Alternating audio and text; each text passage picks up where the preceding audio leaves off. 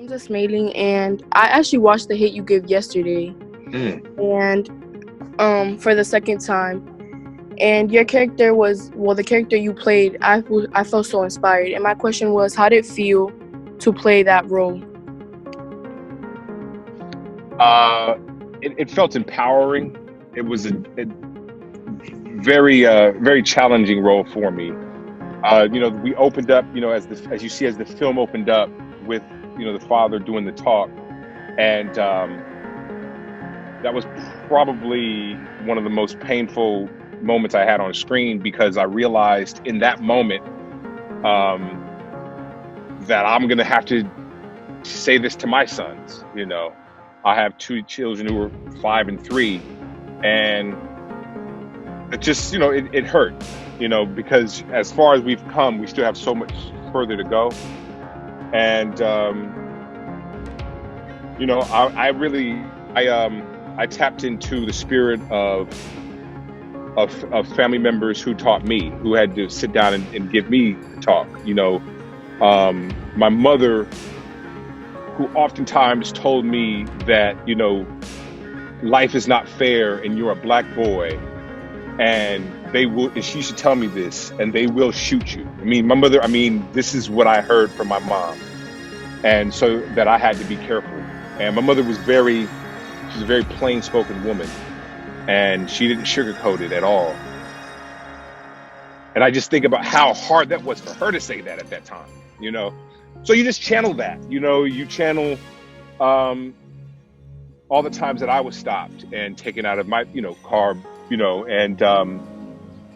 and you internalize it, and you find a way to,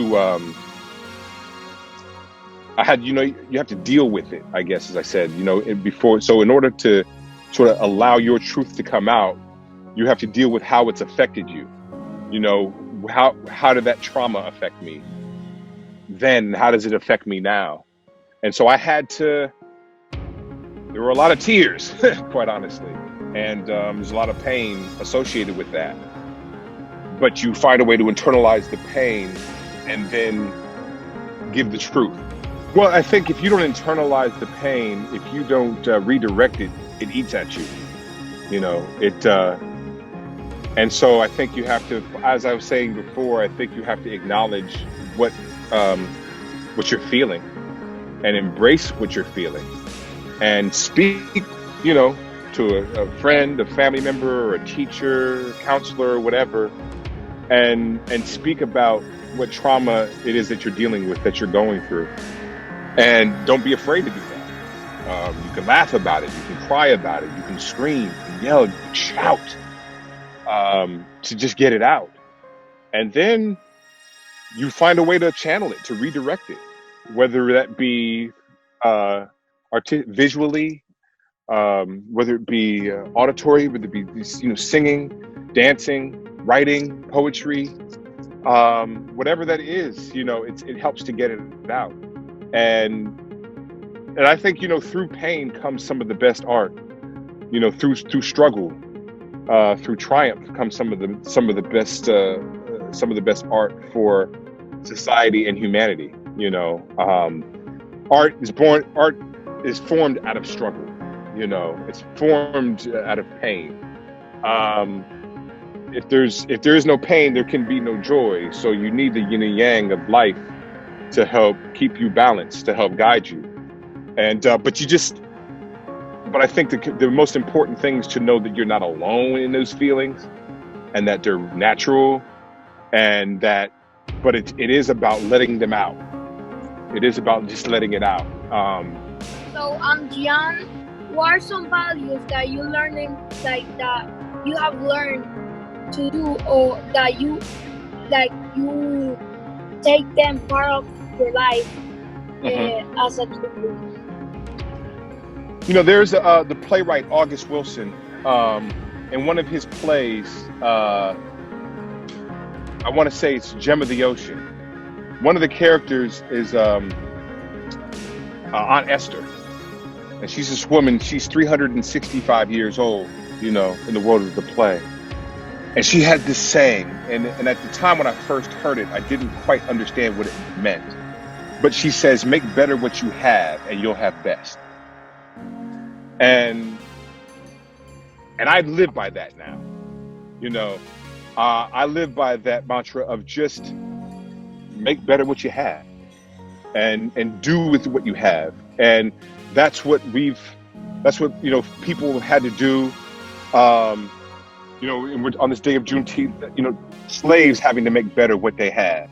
When you're talking about getting the poor parts of the meat and you know, you can go on and on with that, and making delicacies out of it. And all different cultures do all these different things. And, you know, whatever small opportunities that you get in life, it may not be everything that you want, but it is something that gives you an opportunity to make better on it. And it's just, and I learned that it's really, it's not just the hard work, it's just doing the work. And doing the work is literally getting up every day is part of doing the work. Getting up, doing the work is getting up every day and then going to school. Doing the work. And it ain't necessarily have to be hard work. It's just the work. Is doing the schoolwork that the teacher says you got to do. And then, you know, and then what happens is you find yourself getting these small victories. You're taking these small steps where you're taking these little bricks and you're stacking them on top. And you're on top. And you're saying, and then at the end of the year, at the end of the semester, you look back and you can say, wow, look what I've done. And look at what I've built in just 6 months.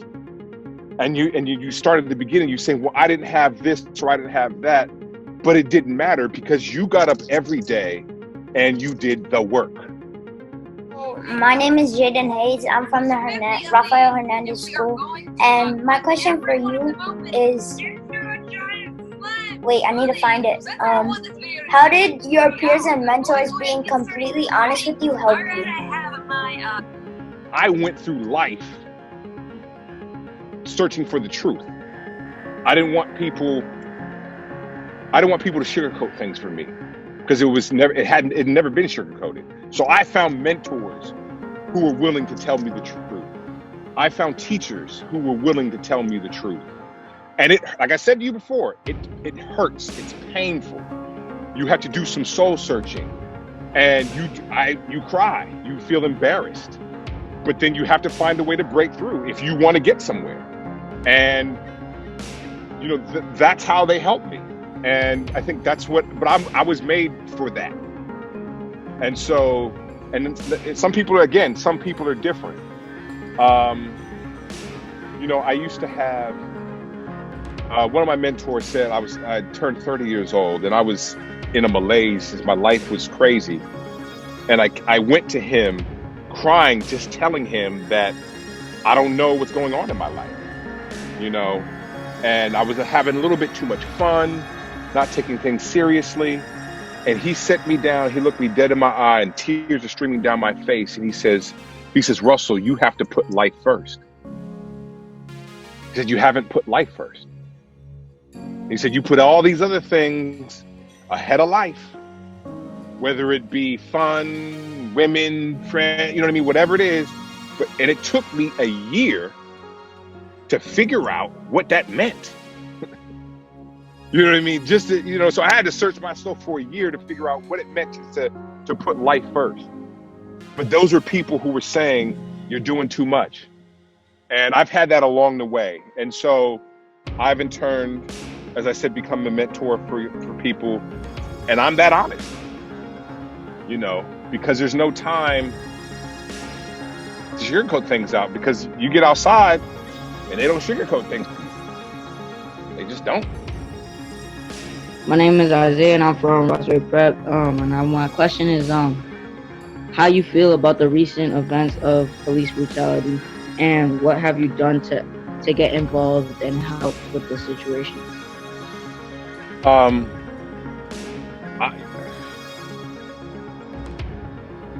You know, the thing is, the recent events, you know, I'm older, you know, and so this is nothing new, unfortunately.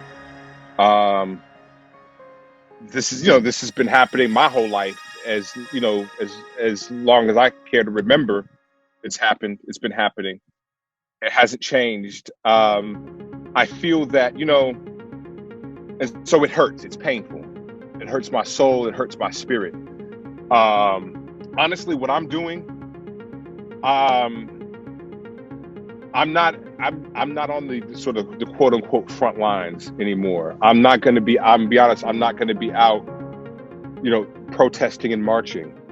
What I'm doing is a lot of this. I mentor young people. I give of my time. I donate.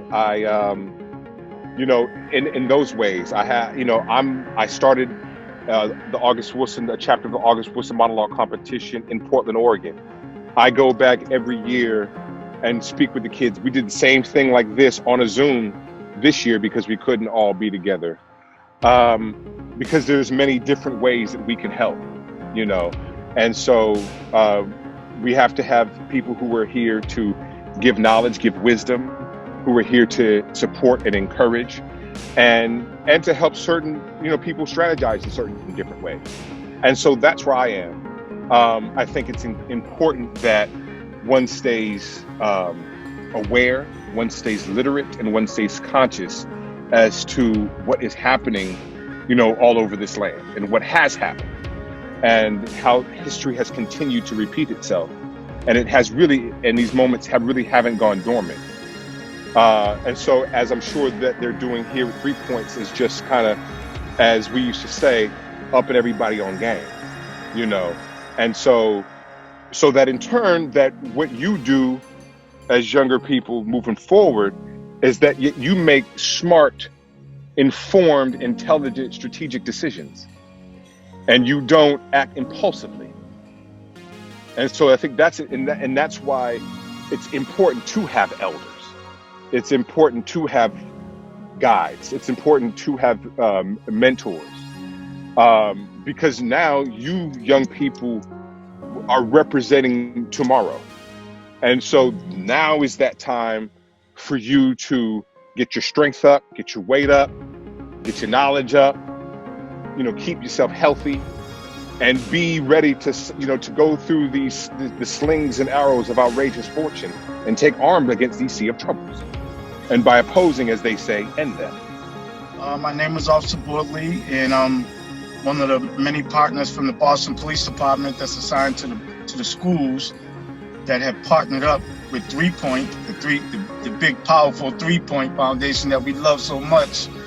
And you know, this partnership is well worth the journey that we have, because we're working with the children in our schools, and that's the main thing that we want to kind of highlight, is we're building relationships with the kids. So we know that there's a lot of things happening across the country, and a lot of times police officers don't get a good looking or a good like out there from what's happening. But I just want to reiterate that that's only a small percentage of what you see, and there are so many police officers that are out there doing the right things every single day. And that's the important part that, you know, we want to portray, you know, to the kids that we, you know, we're working with in the schools. So Russell happens to be a family member by way of my lovely wife, Kiet. This is how all of this came about. And I have to tell you that, you know, Russell, he's a stand-up guy, first and foremost. He's a God-fearing man. He's a loving husband, a loving father, a loving brother, and a loving son.